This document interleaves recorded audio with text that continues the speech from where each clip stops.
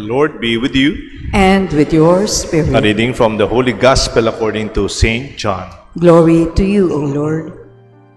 Jesus said to the Jews, "You sent emissaries to John, and he testified to the truth. I do not accept testimony from human being, but I say this so that you may be saved. John was a burning and shining lamp, and for a while you were content to rejoice in his light. But I have testimony greater than John's, the works that I have done for my Father who gave me and accomplished. These works that I have performed testify on my behalf that the Father has sent me." The Gospel of the Lord. Praise to you, Lord Jesus Christ.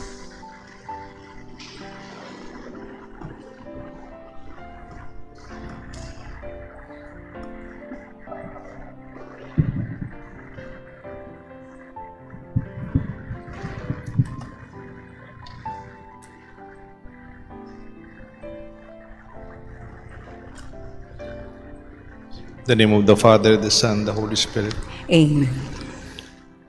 Light in darkness.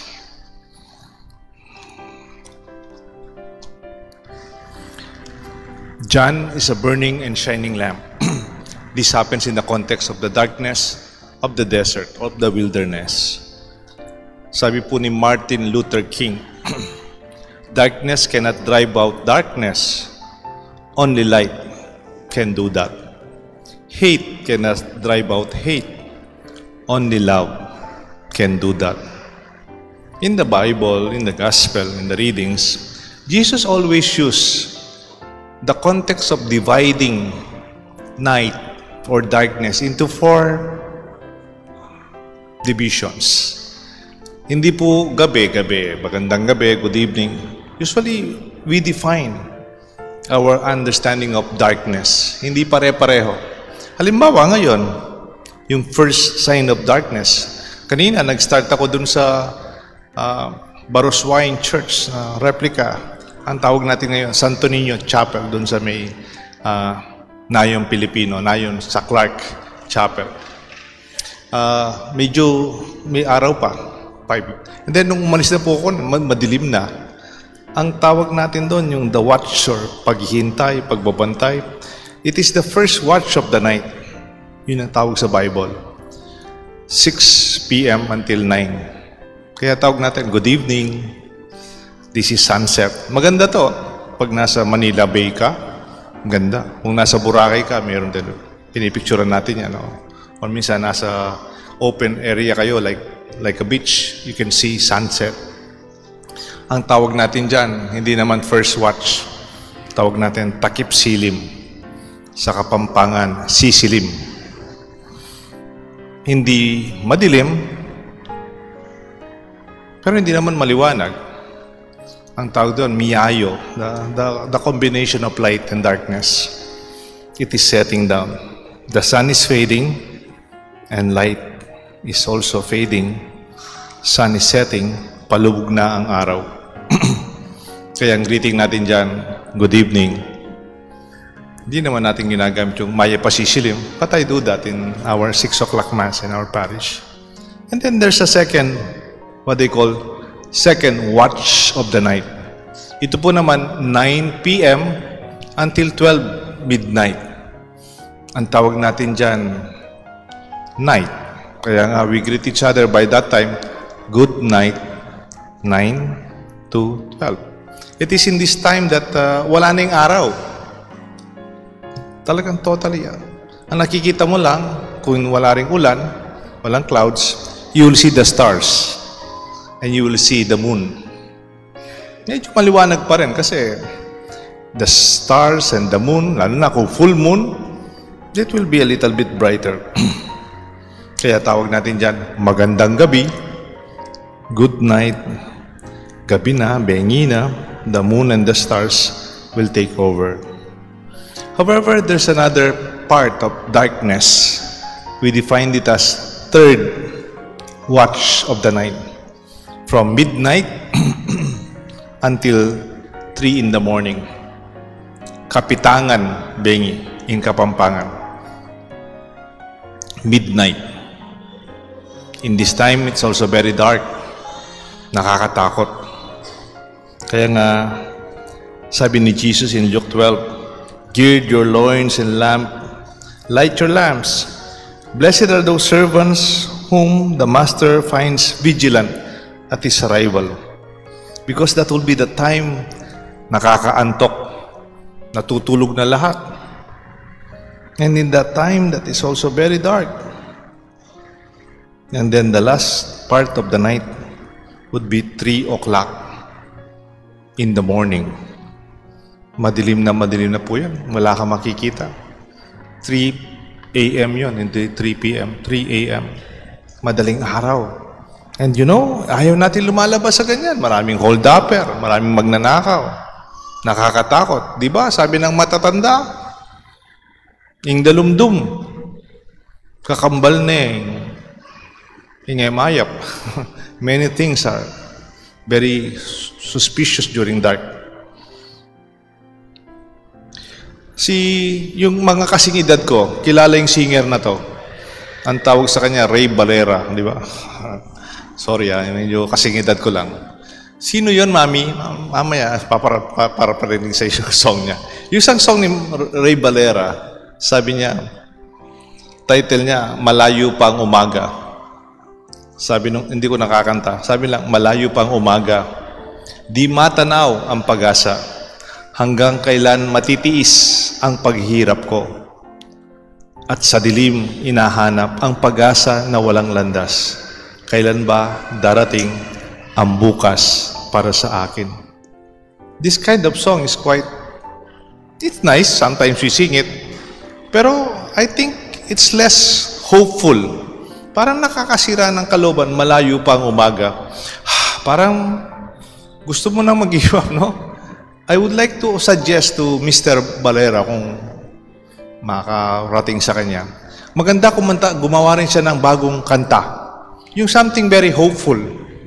Yung title niya, Malapit na ang Umaga. And then it will encourage us to wait, to hold on, and not be discouraged. Because the third watch of the night is the darkest, the most dangerous, the thief's time. It is most feared, crime time. The most vulnerable. Pagod ka na, natutulog. Actually, ang masarap pumasok yung mga magnanakaw sa oras na to. Masarap ang tulog natin. It's most challenging, the long wait, the time to give up, despair, impatience, and hopelessness. Kaya yung mga mister, huwag kayong umuwi sa ganitong oras. Delikado kayo sa asawa ninyo. It's too late. Matagal na silang naghihintay. Medyo galit na sila dyan. And I think, even sa pag-aaral, alam niyo po, matagal po ako sa school, sa university, 12 years. Napansin namin, according to survey, maraming mga nagda-drop out. Hindi yung first year. First year, excited pa. They have the dream that they are in the college. Second year, they are settling down. Alam niyo po kailan nagkakaroon ng dropout? Bandang third year. Pag major subjects niya. Pag tutuhanan na, hindi na minor subjects lang. Yung medyo matas na rin yung tuition fee. Nararamdaman na rin ng parents. Lalo na yung fourth year. Kasi pang final na year na to. Usually kung 4 year lang.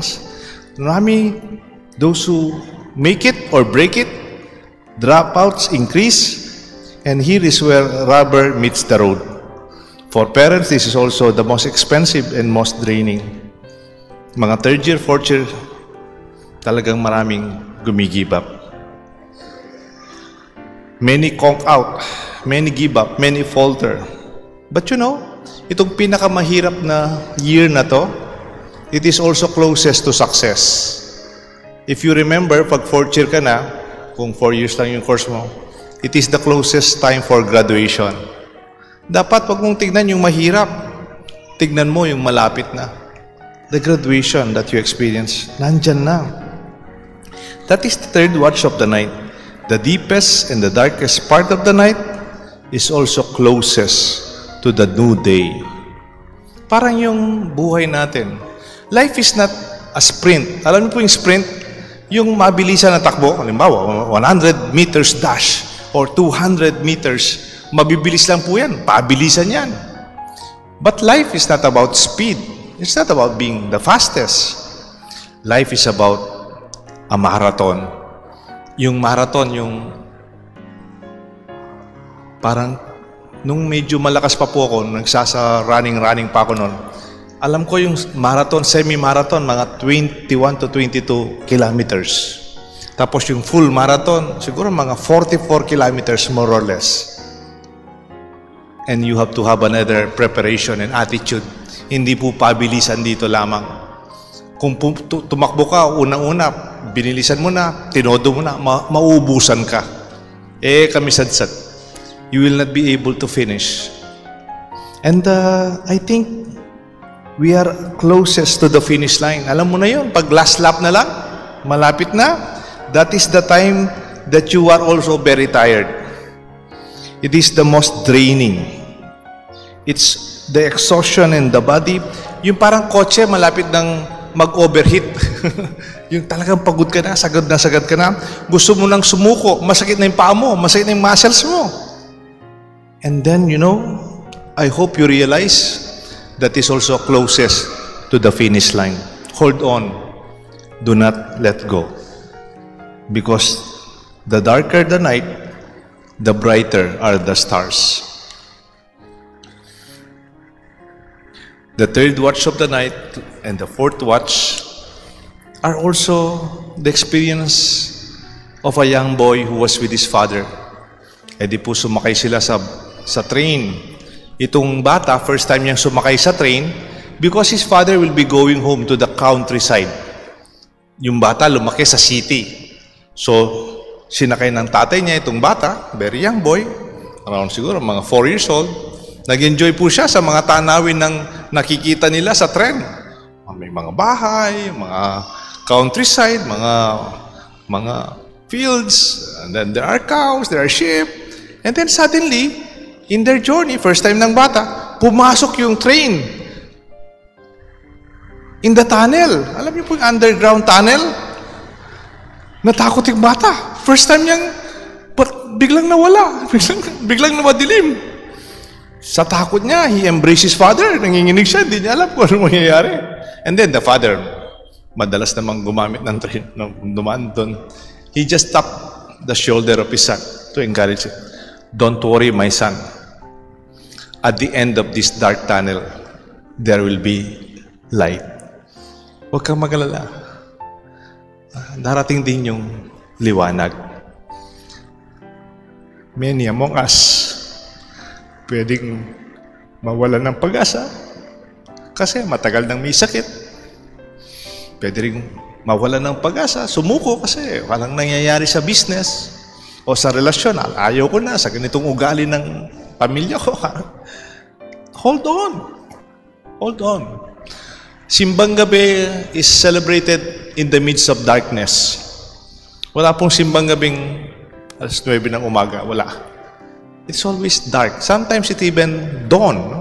Sa misa namin dito sa Sapang Bato, 4:30 in the morning until you see the light. I think, my dear friends, we have to hold on. Minsan, meron po akong kaibigan, mag-asawa sila. Sa Manila sila nakabase. Itong lalaki, naging sickly. And very kind, very religious like you. Minsan po, nakasabay namin, nagda-dialysis yung lalaki. Until namatay na po yung husband. No? And then the wife stayed and nung 40 days, nag-attend kami ng 40 days mass. And then yung babae, parang gumawa po siya ng card. Yung card na parang thank you card sa 40 days. Tapos may drawing. Yung drawing po, alam niyo po yung bahay kubo? Tapos medyo madilim. Yung sa bahay kubo, mayroong lampara. Lampara. Hindi po electric light, hindi po battery, hindi po kandila. Lampara. Sa lamp. Alam niyo po yung lampara, yung pag pinatay mo po na, when you turn off the lampara, tapos maiwan yung usok. Yung parang patay pa lang ng lampara. Ganun po yung makikita mo dun sa loob ng kubo. Tapos at the background is a majestic mountain range. Tapos nandun po yung araw na lumalabas. Parang madaling araw, no? Early morning. And then nilagay po ng wife niya, handwriting niya po niyan. Sabi niya, at the end of our life, it is a time that we turn off the lamp because the new day has come. Kahit gaano man kadilim ang pinagdaanan natin, we turn off the lamp because the sun, the source of light, is already with us. Let this be the hope of our simbang gabi, the prayer that we are waiting for is to be realized. In the end of the tunnel, there is light. The Lord is with us and is coming. The Father, the Son, and the Holy Spirit. Amen. Amen.